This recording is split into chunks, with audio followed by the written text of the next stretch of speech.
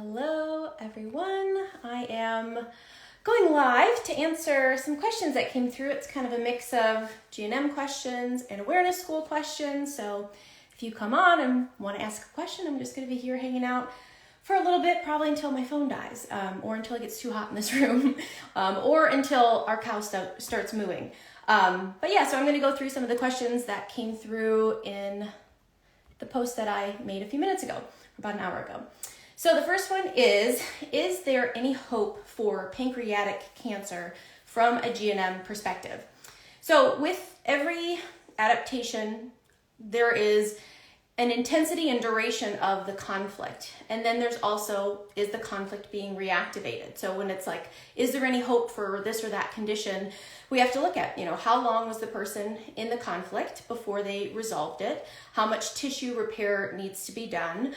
Also, is the conflict, are they around the person? So for example, with pancreatic cancer, depending on the type of adaptation, whether it's coming from the pancreas tissue, or if it's coming from the pancreatic ducts, those are different conflicts. It's either a morsel, an indigestible morsel type conflict, or a territorial anger type conflict. And so depending on which type it is, how long it's been going on, how intense the adaptation is, and then also a huge role is what does a person believe about it? Are they entirely in the medical system and believing, everything that is said about it? Are they reading articles about it and prognoses and things like that? Because that plays a huge role in the fear factor. So once a person, typically by the time they get diagnosed, they're usually, not always, but usually they're already in the healing phase. Their body is already exhibiting the symptoms of either if the pancreatic cancer was growing during the conflict, it's now being decomposed,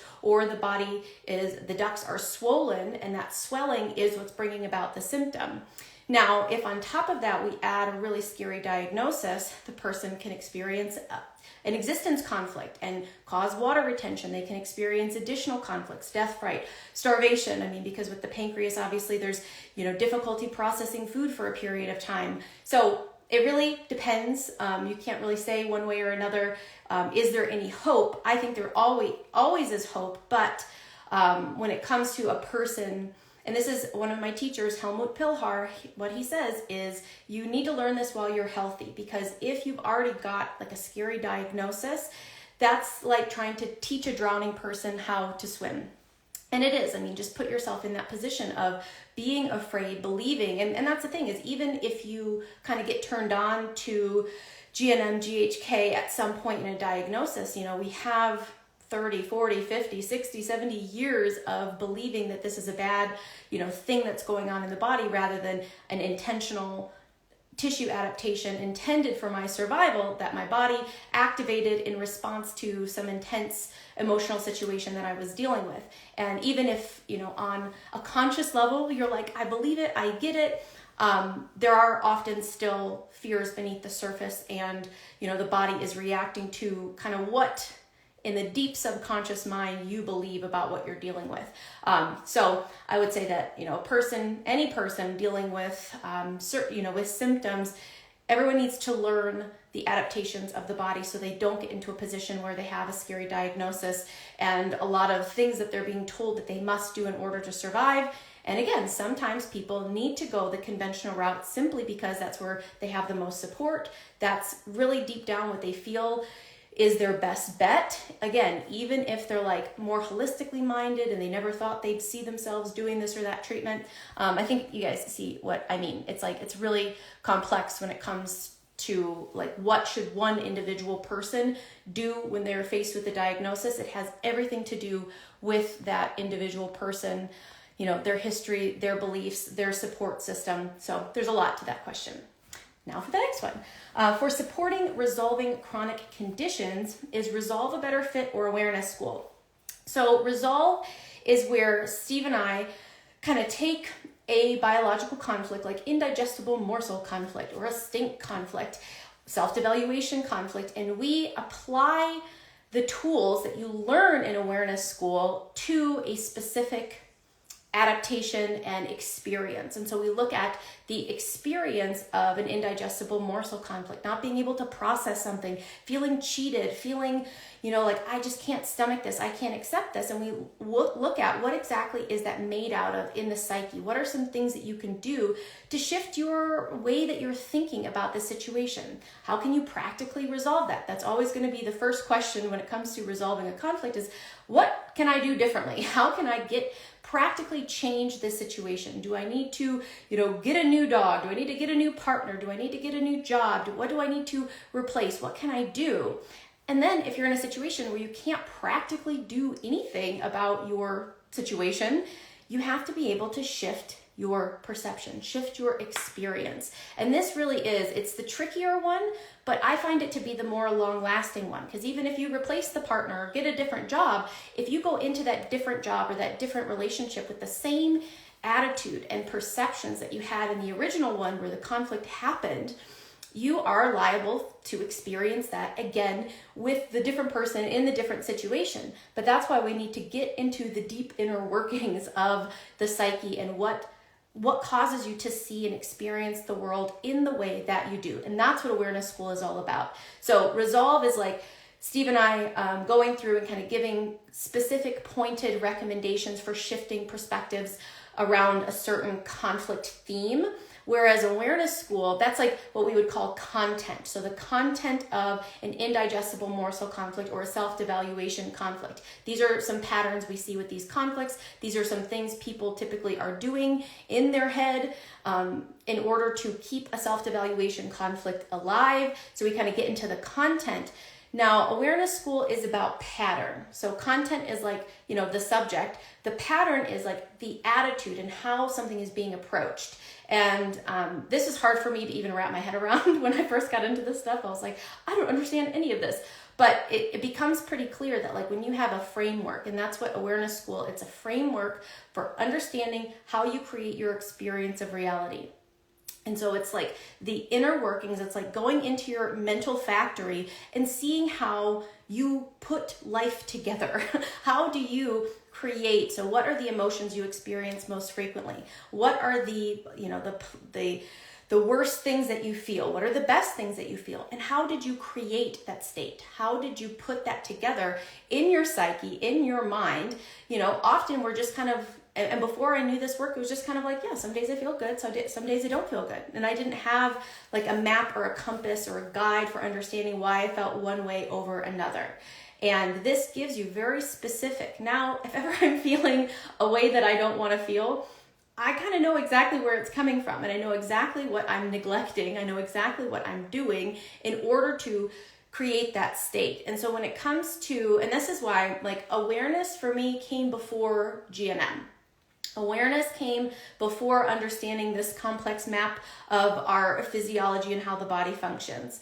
And I think that was really important and very, very helpful for me because we had already been doing that work when I came across this. And I was like, oh, this is, what people do inside in their reactions to life. So something like a chronic conflict means you've got a chronic pattern of reacting. Your biology has had a shock. And in that moment, something shifted within you. You defined yourself in a certain way. You developed a certain identity. A certain pattern was initiated. And now you are living out and reacting to evidence of that pattern that you are attracting to yourself and encountering in your daily life. And so awareness is what allows you to see how that thing that happened, that conflict, that shock, shaped you, molded you, changed your identity, changed how you think and feel and what you attract into your life. And if you are able to start putting those pieces together, you can start seeing, noticing your tracks, noticing what makes you tense up, noticing, when your hands go cold, noticing the thoughts that are just flying through your mind. That's like the thing.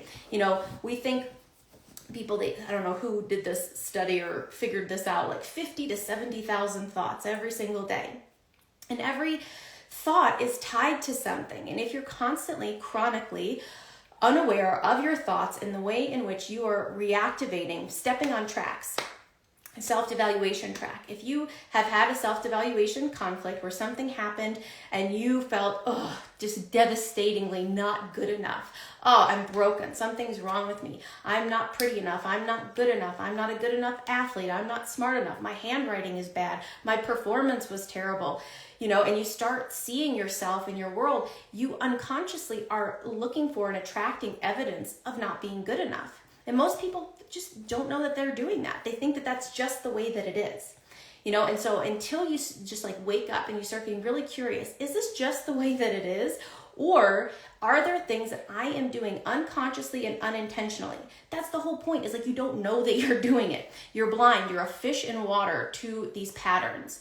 You ask a fish what water is. It's like, what do you mean? It's everywhere. There isn't anything that's not water. That's what experience is like before doing awareness work. And when you start doing awareness work, you're like, oh, how interesting. It's like this whole very curious and amazing process of like having your mind blown of like, wow, I didn't realize I was seeing it in that way because I was seeing through the lens of my conflict, and I had no idea. And so that's where the awareness work, while it's not GNM in the sense that we don't get into all the specifics of the adaptive programs and the biology, we get into the psyche, we get into understanding how traumatic events and stuff that happens shapes and changes the way that we perceive our reality.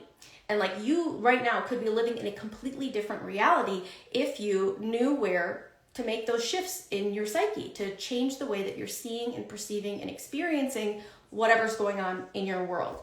So, so for a person, if you're looking to resolve a chronic condition, is resolve a better fit or awareness school? It really just depends on kind of your level of engagement, how interested you are in kind of learning like the system behind why the advice and recommendations in resolve are helpful. So resolve, those are, you just kind of can pick one out and just take one at a time, whereas awareness school is kind of like a 10-week endeavor that 10 weeks is kind of like a big fire hose of like a lot of info, and you're intended to kind of go back through it again and again and again, or stick with one of our kind of ongoing support. So this is like a big picture, like life philosophy, a whole new upgrade in the way that you see yourself in the world. So for a chronic condition, you might read one of the info pages for Resolve and be like, oh, this is kind of exactly what I'm dealing with. Let me just kind of bite that chunk off for now. And maybe, if you're ready for awareness school, again, that's kind of a bigger undertaking. Next question. What animal are you going to get next? So we've been looking for a companion for Buttercup. We were looking at donkeys. So I just look on Craigslist all the time to see what's available. We really want to get her pregnant.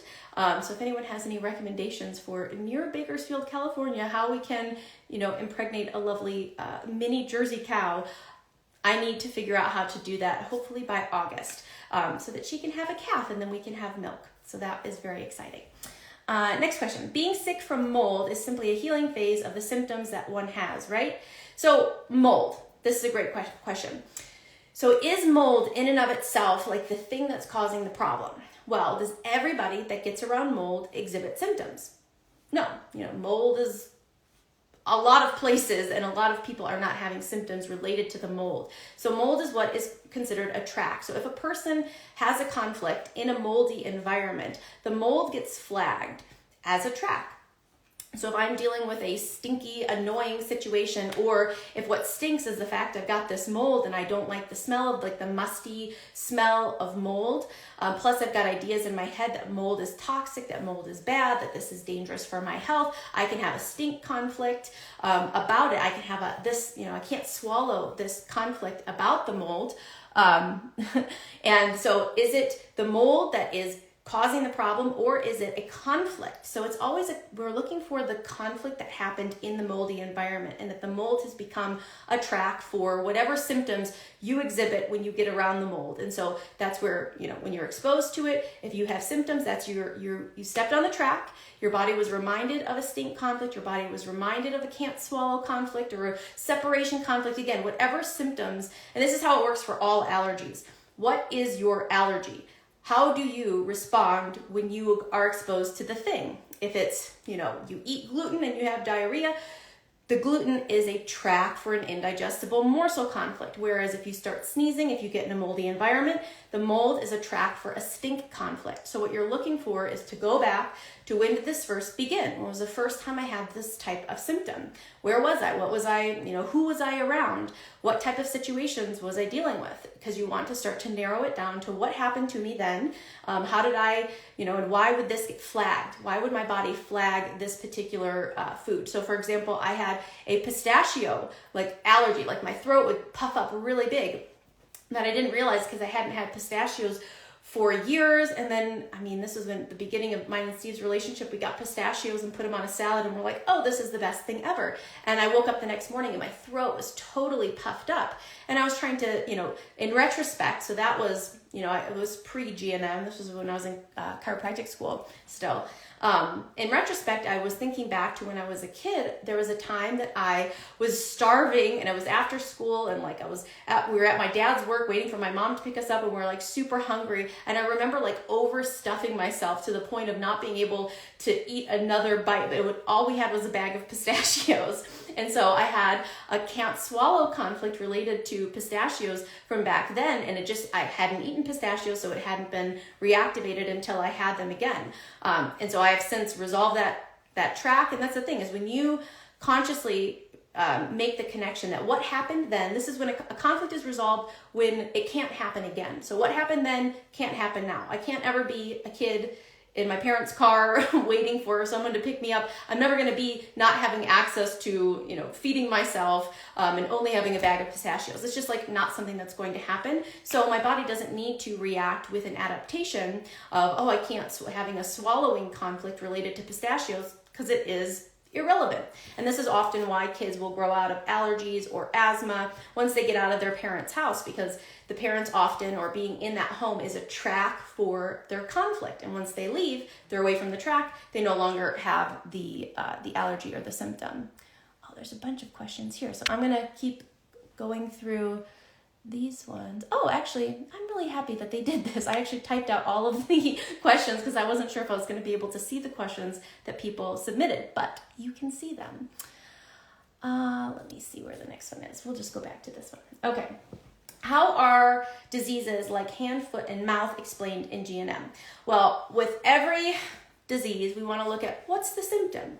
So for hand, foot, and mouth, there are sores in certain locations on the body. And so those sores are in the outer skin. And so the outer skin, that's the red group, it's the ectodermal tissue. And the conflict theme for the ectodermal tissue of the skin is a separation conflict. And so if a person is exhibiting sores in certain positions on their body, that means that they had a separation conflict from the hands, the foot, and the mouth. So that means that they either wanted contact, I wanted to, hold my mother, I wanted to put something in my mouth and I was told I couldn't, I wanted to separate from the teacher or the class. It's all about, a separation conflict is about wanting to be close to someone or wanting to push someone away and having to do with those locations of the body. And so that's how we explain it. So if someone has an outbreak of hand, foot, and mouth, we say, okay, what was the separation conflict they experienced prior to the sores popping up? Because the sores popping up means the conflict was resolved. So for a separation conflict, what happens is when you are wanting to separate or when you are wanting contact with the person you feel separated from, there is erosion, there's loss of tissue in the outer skin.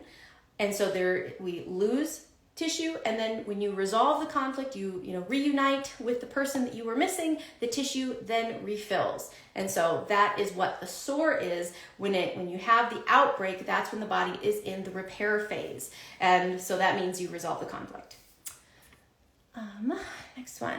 What does GNM say about parasites? So parasites, they fit into the category of the fourth biological law, which is the ontogenetic system of microbes. And so what that means is that when the microbes are our helpers, they are seasonal workers. They typically are just dormant, hanging out in a tissue layer where they belong. So different microbes hang out in different tissue layers. And then when you need them, they become activated. And when do you need them? It's during the healing phase. So once you resolve an indigestible morsel conflict, the bacteria, the candida, becomes active to decompose the tissue that's no longer needed. So in indigestible morsel conflict, we grow additional tissue cells to either produce more digestive juices or to better absorb the morsel. And so once we build up that extra tissue, and then once it's built up and you resolve the conflict, the body has a program for decomposing it because you don't need it anymore. And so the body builds it up, and then when the healing phase happens, when you resolve the conflict, the bacteria, tubercular bacteria, break down that tissue. Now with parasites, if a person's like constantly on a track, they're building up tissue, breaking down, building up, breaking down, building up, breaking down. Something like a parasite, you can think of it as like the big guns. Like now, a parasite is there to break down, to eat up the tissue that's no longer needed. Because people all the time are eating food and meat, whatever, that have parasites in it, and they just pass right through. If you don't need them, they don't harm you. They're not there to do any malicious harm to you. And that's the thing, is the fifth biological law is there is no evil in nature. There is no, bad, malevolent, malignant evil. It's always what makes sense. It's like, why would it make sense that these parasites are present? Well, it would make sense if a person has had a chronic indigestible morsel conflict. And the people that I have spoken with that have had issues with parasites, when you kind of get deeper into the story, they have had a chronic indigestible morsel conflict for years. And so it's like, okay, it makes sense that these parasites are here doing a job because you're constantly on the track and off the track, building up tissue, breaking down tissue, building up, breaking down. So we always have to look at why does this make sense? Nature only does what is meaningful. Nature only does what makes sense. When we look in, as above, so below. If we look in the woods, if there's like worms on something, what's it doing? It's breaking down something that's no longer needed. If there's, bacteria and fungus on something, what's it doing? It's recycling the tissue. Like this stump needs to be recycled. So we don't need this anymore in this form. And so that's what, the microbes, the things that we can't see, these tiny little things in nature, they're there to recycle what's no longer needed. So that's parasites. Next, what's the GNM perspective of toxins? So I used to be really into the toxin theory, that everything's a toxin and everything's a reaction to toxins. You need to get the toxins out of your diet. Toxins. I used to promote something called a daily detox. It helps you to, create more glutathione and then take charcoal at night to pull the toxins out. I was obsessed with toxins. But I would teach people all this stuff. They'd clean up all of their products, do all this, stuff to change their environment. Some symptoms would still persist despite being really clean. And I do find that a lot of people just kind of fob off symptoms as detox. This is my body detoxing. That is my body detoxing. But I put toxins in the same category as like the scary invisible. So like I'm afraid of something that's external to my body that's causing harm to me and I need to get rid of it. So just like the germ theory, the toxin theory that everything's a toxin that's harming me, I find also very disempowering, so there is poison. So poison is pretty obvious. When poison gets in your body, there's an immediate rejection of the poison. And that's kind of how, if you're like, okay, well, is it a poison? Are there things that are actually poisonous? Yes, those are things that are pretty apparent fairly immediately where your body senses this is poisonous to our system. This doesn't belong. Ejection. There's vomiting, there's diarrhea, and it's a pretty immediate response. Now, the whole idea of like latent toxicity that grows and grows and grows and then finally, comes out as a rash. That doesn't make sense to me. A rash is a separation conflict. It is not the expulsion of toxins through your body. It's like, well, why, the right elbow and not the left elbow? The toxin theory doesn't have an explanation for that. Whereas the map of the biological laws has a specific explanation. If you're right-handed, right elbow, you miss holding on to your partner, you had a separation conflict with them. That to me makes way more sense than the idea that your body's just arbitrarily, oh, I have a cold, well, I'm detoxing. It's like, no, you had a stink conflict or a can't swallow conflict, and your body is now in the tissue repair phase. Again, that's what makes more sense to me. I know some people are still really very much in the toxin camp, and that's cool. Hang out there as long as you want. To me, it just doesn't make any sense anymore. The biological laws and explanations makes way more sense. How does GNM apply to pharmaceutical harm like protracted benzodiazepine withdrawal? That's a poison, so if you're putting something in your body for a period of time, your body does its best to adapt to it, and then you take it away, there's going to be all sorts of stuff. And so that definitely fits in the category of poisoning. Pharmaceuticals are, they're chemicals intended to shift the balance of your body to get some type of certain outcome. And when you remove that, there's going to be stuff going on, symptoms, as your body tries to actually, get this out of your system.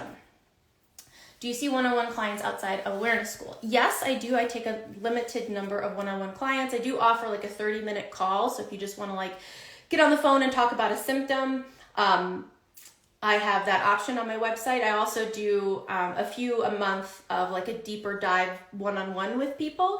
But some people are suited for it, whereas others aren't. And I do find that awareness school is kind of a really good, because the work that we're doing is we really need to get into a lot of this mindset of how you're thinking about your symptoms. In order to even interact, I find, with GNM in a way that is productive, you have to start thinking about it in a certain way, which is why awareness school really is a fabulous prerequisite for even entering into a lot of this work, because it gives you that basic foundation. Sometimes it's easy to take for granted that, because once you have the framework, it's it's kind of easier to work with all of the stuff that you're dealing with. But if you don't have that, often we have to spend a lot of time giving you pieces of it, whereas with awareness school, you kind of just have it all laid out in 10 modules to revisit again and again and again. So I don't have to spoon feed it to you in calls. It's just not as efficient. I find that the people who get the most out of in-depth one-on-one work have already kind of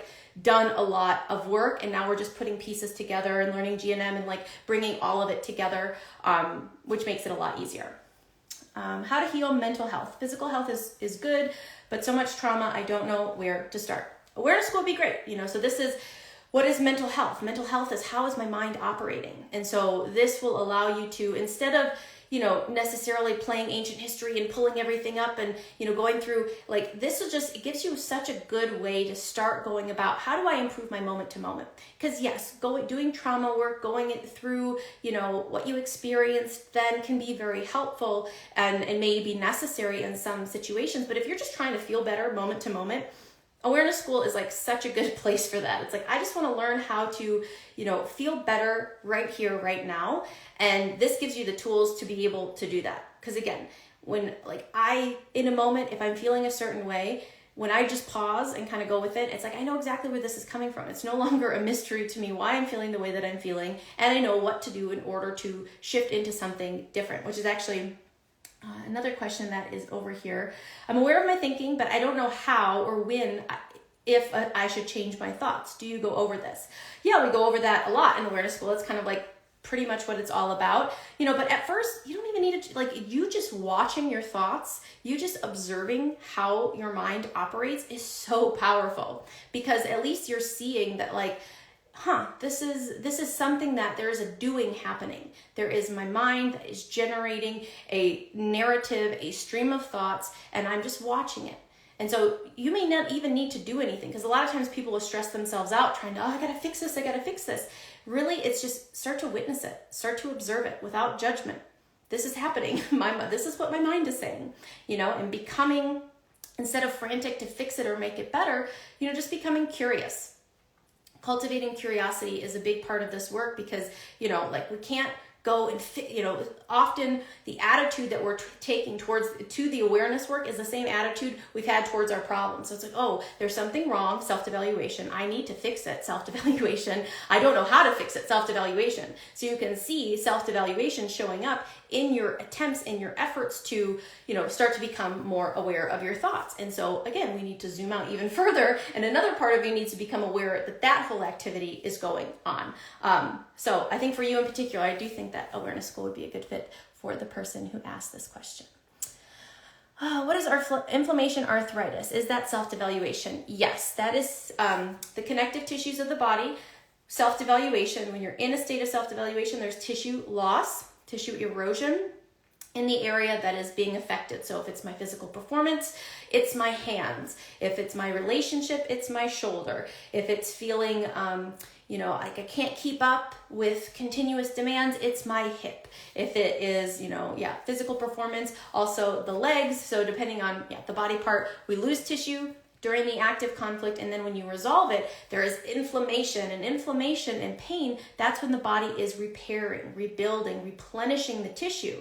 But the problem is we rip off the scab and we go back into the self-devaluation the very next day, or in response to the healing symptoms. And this is where we get stuck in a vicious cycle, where we respond to the symptoms with more self-devaluation. Oh, I have arthritis. Oh, I'm getting old. Oh, there's something wrong with me. I can't perform. I can't be a good mom. And so we're stacking self-devaluation on top of, and so we're constantly getting in a loop.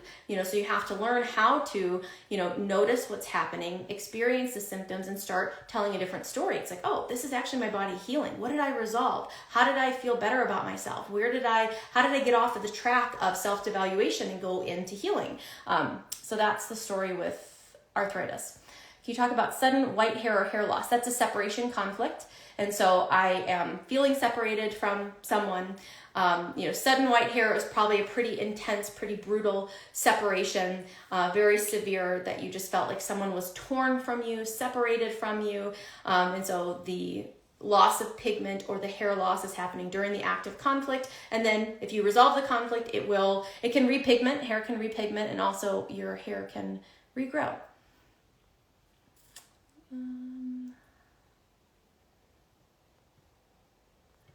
Okay, sorry for any questions that I missed. There are a bunch here. Psoriasis between eyebrows, upper lip. Learning GNM doesn't technically cover the face in regards to psoriasis. At least that's my understanding. So it's a separation conflict, so separation, someone feeling, who is he feeling that he is feeling separated from on his face? Was it someone that would stroke his face, touch his face? Is it someone he wants to separate from, get out of my face? So there is going to be some type of connection for him to his face. There aren't like wonderful details about like, oh, what does this area of the face mean? Always know though that like it's the area that is associated within him to the loss, the separation from that person. I want you out of my face, or I want, upper lip. I want to kiss you. I want to touch you. I want to be close to you here, and I can't be. So there is always going to be a meaning to where it shows up on the body. Bedwetting in older kids. So bedwetting is usually a territorial marking conflict. So this is a child that maybe doesn't feel like they have their own space. They need to mark their territory. It could be a sibling issue. It could be a step-parent issue. And so I want to mark my territory. Often a fix for this is getting a child having a lock on the door, or having, their own space that's just for them. What do they consider their territory? Why do they feel like their territory, their boundaries are being invaded? And trying to find with kids, you find a very practical solution. Another great support for kids and everyone in general is the Mein Studentenmädchen song, which is this lullaby that Dr. Hammer wrote. And it follows this archaic melody, which is like the second biological law. And he found that like when kids you listen to it on repeat, you just kind of have it going, it helps to prevent conflicts from being reactivated. So that's just a very helpful thing to use with kids. And nail fungus is a feeling attacked or feeling soiled conflict. So think back to, when did this first begin? Was I having a pedicure and got sketched out by the tools they were using? Oh, is this dirty? So it's feeling dirtied, soiled, or attacked. Was I wearing too tight of shoes and my feet were sweaty? And then you're just getting on a track. If it's stubborn, that means, if it won't go away, you're on the track constantly of the feeling attacked or feeling soiled conflict. Yeah, athlete's foot, that's the same thing. Weak bladder, UTIs, incontinence. So we're looking at a territorial marking conflict and with a UTI. So that is, I need to mark my territory. So for females, it's like your inner territory. Often it has to do with like jealousy with a partner or your children. So if someone is threatening your children, or if like you feel, if someone judges your child's your territory. Or if someone is, in my class earlier today, one of the students shared that she was reflecting on a UTI from a couple of years ago, and she was out at some kind of gathering having drinks with her, I think, fiance at the time, and one of his coworkers, turned around and asked him, "Oh, what do you want? Like, what are you gonna have? What drink you're gonna have?" And like she kind of like touched his chest, and she, that was her territory. And when he returned from whatever trip he was on, she had a UTI. And so that is the tissue repairing of the urethra. So the urethra, during the active conflict of I need to mark my territory, the urethra widens, or the bladder can widen. So we have better ability to, or the renal pelvis rather, can widen, so we have a better ability to mark our territory. And then once we resolve that, and this is why often women will report, oh, I get a UTI after sex, and we think that it has to do with bacteria crawling up the urethra. It doesn't have to do with that. It has to do with you've successfully marked your territory, and now the urethra goes into repair. And that's when, it burns to urinate and it's painful. And if they test you, they say, oh, there's bacteria, blah, blah, blah. Remember, the bacteria is there as a helper. And so that is when the body is in the repair mode after a territorial marking conflict. Yes, the lullaby is on YouTube. And there is, if you go to the Amici-D-Dirk website, that's where you can get the actual, official recording of the song. Yes, it's Mein Studentenmädchen. Curious about dandruff. That is a separation conflict also, having to do with the skin on the head. Can scoliosis be corrected over time due to emotional resolution? It depends on, when you catch it, so that's a self-devaluation conflict. And yeah, I know from the chiropractic realm, there's a lot of kind of chiropractic things that people do to help, correct scoliosis with varying degrees of success. But if you're doing the conflict resolution and some type of mechanical work, I think that would be probably a really good thing to do if you're trying to reverse a scoliosis. And obviously the sooner you catch it, the better. Let's see. Okay, let me look back at my other ones. What do I think about natural aging? Well, the more you live, the more you smile, the more facial expressions that you've had. We talked a little about aging in my class this morning as well. I think that beliefs about aging, I think that, your typical mood, if you're sour most of the time, if you're angry, if you're bitter, that shows on your face. It's your resting emotional mood is kind of frozen into your face. And I find that people who have a lot of inner emotional turmoil tend to age more quickly, simply that they have more of a scowl that kind of permanently gets worn into their face, which is why we want to do this inner work of kind of lightening up. And that's what I love about awareness work, and really just everything about, changing the way that you think and perceive, and having more tools and having more ways of seeing your life in a different way. I used to have all sorts of anxieties and worries and fears, and, still from time to time things will pop up, but it's I know what to do to get out of this. I don't have to sit in this for a really long time, because it's when we sit in something and I'm just so the more just anger and agitation and frustration and worry that I have in my heart, it's going to show on my face. And so I think that is the biggest thing that contributes to aging, is one, just your mindset and your chronic emotional states. Do you see herbalism and the use of plants as medicine to be compatible with GNM? Well, it depends if you are using it as a curative versus a supportive, so when people, there's some quote that says oh, there's a plant on the earth to cure every disease that exists. And that is an outside-in philosophy. That is, there's something on the outside, and if I put it on the inside, it's going to fix me. And one that's a disempowering paradigm, because that means I have to search all over the world to get this thing on the outside. And what if it doesn't grow where I live? And what if, it's that to me doesn't feel empowering. That feels, I'm limited by my access to herbs and special plant medicines. Whereas knowing that it comes from within me and my adaptations and my psyche, that, I might use a supportive herb because it's lovely. And that's how I think of it. It's is it lovely? Is it enjoyable? Do I, are there parts of me that still believes in, the power of these things? And we all, again, you don't have to, if part of you really does believe that plants are magical and healing, you got to work with that. Eventually, for me, I find it more empowering to be totally in the camp of it's all coming from my psyche. It's all coming from me, because that's where I have the most power. that's where I feel the most confident. If I put it on anything outside of me, I give that outside thing the power, and that's just not my philosophy. That's just not how I operate, because I find it to be disempowering. But I do think a lot of people use herbalism, Bach flowers, all the little, things, homeopathy, people use it very advantageously within, understanding the biology of adaptation as well. Some people marry it in a really helpful way for some people. So I'm not against it. I think that if you do it as a support, if you're, what's the spirit behind doing it? I do think, and I've seen all sorts of, mothers say, oh, I gave my child this thing and they went to bed or they calmed down or it really was very helpful. So I think that there are very helpful things that we can utilize in the plant world, even if we use them symptomatically. I don't, if there's a part of me that's like, I just want some symptom relief and I really believe that this herb is the thing that's going to help me, do it. I don't think there's anything wrong with that, and I don't think it's a violation. I'm not I won't ever do this, or I will never, and that, because it's just too harsh in my, I used to be very, rigid and harsh in my approach to things. And now it's just kind of like, listen, does it feel good? Does it work? Do you feel better when you do this?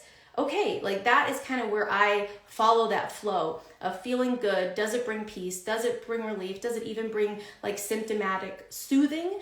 I'd say go for it. Let me just answer just a few more because it's getting very hot in this room. How do you address lifelong constipation that began at birth? So that is an indigestible morsel conflict. That is a stuckness. So it has to do with the smooth muscles of the intestines. And so it's a stuckness. So there's a morsel that's not moving forward. And so the body has hypercontraction at one portion of the intestine and the rest of the intestine is still. So we're pushing out a morsel. And so there's constipation. And then typically once the conflict is resolved, there's bouts of diarrhea. But if it's chronic, consistent constipation, that person is chronically on the track of the stuckness. And so I would look at the gestation of the mother, the conflicts that the mother experienced, her, the mother's previous ideas about constipation. I remember reading a story of someone who, had a baby and they heard of another baby that had bad constipation and the mother was really focused on her baby not having constipation. And so she was really, so if she had an indigestible morsel about I hope my baby doesn't have this problem, I'd address stuff with the parents, with the gestation, with the birth even, and try to see what you can find there. And this is a very helpful thing for parents of young babies. If you dealt with a conflict prior to conceiving them or during their gestation, and you feel like whatever that thing is affecting them now, at the Matriarch Rising Festival, a lot of women had questions about teeth stuff with their kids, and formation stuff and cavities. And I'm like, okay, well, who did you want to bite? What kind of bite conflicts did you have during the pregnancy? And one woman was immediately she knew. She knew exactly who she wanted to bite. And I was like, okay, so the suggestion is when your baby's sleeping, tell them the story. Because if the baby is gestated in this state of you wanting to bite someone, it's the baby is picking up on this need. I need to help bite this person for my mom because it's about this adaptation and survival. And so, you talk to the baby in their sleep and kind of share with them the story of who you wanted to bite, why you wanted to bite them, and why it's not theirs to take on. It's not theirs to, you don't have to bite this person. This is my thing. This is not your thing. And often that will help to just release their psyche of this kind of, subconscious programming that I need to adapt in order to help my mother. And a lot of families have great success with that. And it's just a lovely thing to do. Also, just to share, there was another woman that had, something that happened right before she found out she was pregnant that just influenced her pregnancy. And I was like, share it. Just let their psyche know. Share with them, be vulnerable, let them know what it is that you were dealing with. And you may really just relieve them of something that they didn't even know they were carrying. You didn't know they were carrying. And that's where it's one of my other teachers, he talks a lot about secrets and how secrets in the family suppress things that are not spoken about, come up in the children. They come up and they're expressed through the adaptations of the offspring. And often, again, if nobody's recognizing this, it just goes on generation after generation. And so we need to, speak, share, tell the story. Don't let shame or fear cause you to keep suppressing things. We want to bring more lightness to it. Someone diagnosed with epilepsy. So seizures have to do with a motor conflict, feeling stuck. When you feel stuck, when you feel frozen in fear, when you feel like I can't get out, I can't move forward, I can't move backward, I'm stuck, there is paralysis of the muscles. And then during the healing phase, there is a seizure. It's like the muscles coming back online. And so with epilepsy, so like a chronic condition, you are stepping on the track, feeling stuck, feeling frozen in fear, and then you're coming off the track. And that's, when you have seizures, it's because you recently stepped on a track and then got off of it.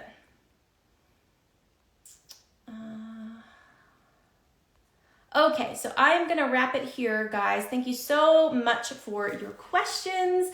I'll come back on and do another one of these soon, but Awareness School. I really, really recommend, if you are into this work, if you're into this world, Awareness School, it's just such a wonderful bird's eye view breakdown of how your psyche functions, how you experience the world. It just gives you so many tools, and it's a really fun process. And again, you have access to the content forever. So we do 10 weeks, but it's like this, it deepens literally. And that's why I love to teach Awareness School and go through it 4 times a year, because it deepens every single time you go through it. You see more and more and more, and you just gain more and more confidence, more and more chill, more and more ability to direct your focus and to change the things that you want to change, and it's always an ongoing process. There are still times that I'll get, stuck in a chronic loop of thinking about something, and then I'll wake up and I'll be like, I know exactly what to do, and that's the power. It's not being perfect. It's not, never having a conflict or never,